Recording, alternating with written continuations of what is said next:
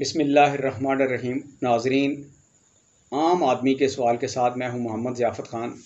आज फिर एक इंतहाई संजीदा मसले की तरफ हम जाएंगे। देखेंगे कि रियासत के अंदर रहते हुए हमारे साथ हुकूमती जो इदारे हैं वो किस किस तरह का खिलवाड़ करते हैं एक आम आदमी के साथ। मैं जब भी आम आदमी की बात करता हूँ तो वो किसी भी पेशे से मुंसलिक कोई फ़र्द नहीं होता। ना वो डॉक्टर है, ना वो इंजीनियर है, ना वो कोई साइंटिस्ट है, ना वो कोई ब्यूरोक्रेट है, ना वो कोई वकील है। वो एक आम आदमी है, एक आम आदमी जिसका हुकूमत और उसकी मशीनरी के साथ कोई लेना देना नहीं होता, लेकिन वो हुकूमत को पालने में अपनी जेब से जो टैक्स दे रहा होता है वो आम आदमी है, जिसकी हमारे माशरे ने कोई हैसियत ही नहीं छोड़ी। ईद के दिन थे नाजरीन, मैं अपने गांव की तरफ जा रहा था तो मेरे साथ एक गाड़ी के अंदर जो लोग बैठे हुए थे उन्होंने आटा और उसके बुरान के ऊपर जो है वो डिस्कशन शुरू की।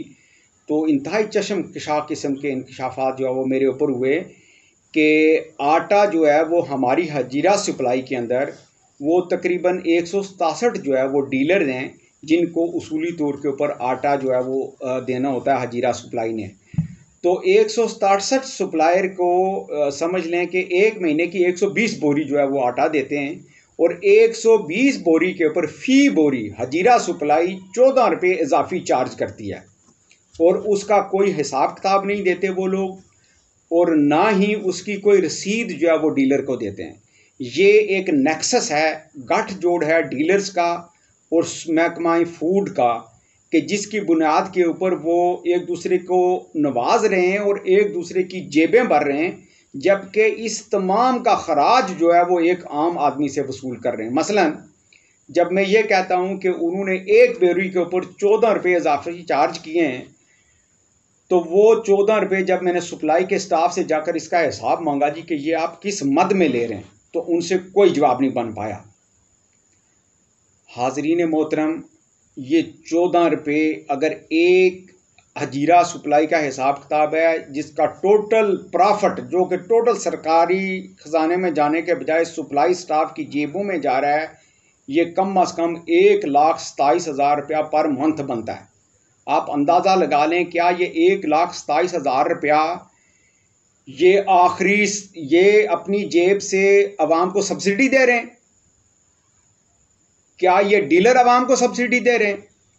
ये पैसा वो डीलर और उनकी जेबों में जा रहा है, जबकि ना तो ये खुद जो है ये इसका कोई बोझ नहीं पड़ता, ये एंड यूज़र के ऊपर जाकर बोझ पड़ता है। आखिर में आप और मेरे जैसा कोई आम आदमी जब वो बोरी खरीदता है तो वो ये 14 रुपये भी देता है और उसके बाद डीलर का सप्लाई से लेकर अपनी जो उसकी दुकान है वहाँ तक का किराया भी पे करता है और मज़दूर की वो जो उतराई चढ़ाई है, उतारना चढ़ाना है बोरी, वो भी जो है वो उससे जाकर लेता है।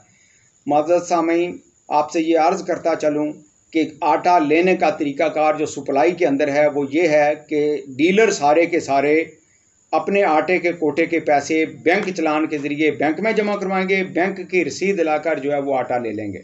सप्लाई का कोई स्टाफ आटा जो है वो डायरेक्टली वहाँ से एक बोरी भी किसी सारफ को देने का मजाज नहीं है। वहीं बैठे बैठे मेरे कम अज़ कम 4 लोग ऐसे आए कि जिन्होंने आकर कहा जी कि साहब एक आटे की बोरी दे दें। इसका ये मतलब है कि माजी में उनको आटे की बोरी मिलती रही है।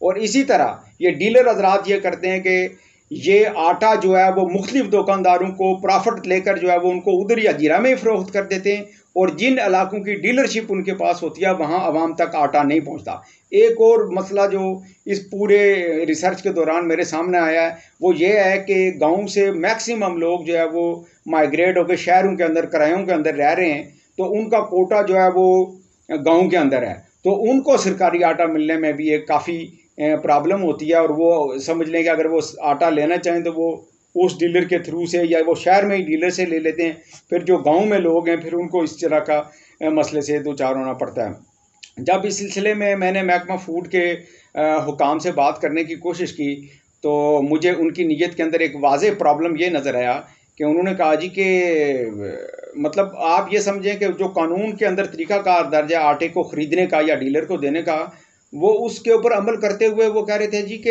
ये तो फिर करें ना जी, सारा सारा दिन जाकर बैंक में लेन बनाए ना जी, उनको पता चलेगा। और 6 रुपये की आटे की बोरी जो है ना, वो उसके पैसे भी रिवर्स करने होते हैं, वो रावला कोट जाकर जमा कराएंगे तो उनको लग पता जाएगा।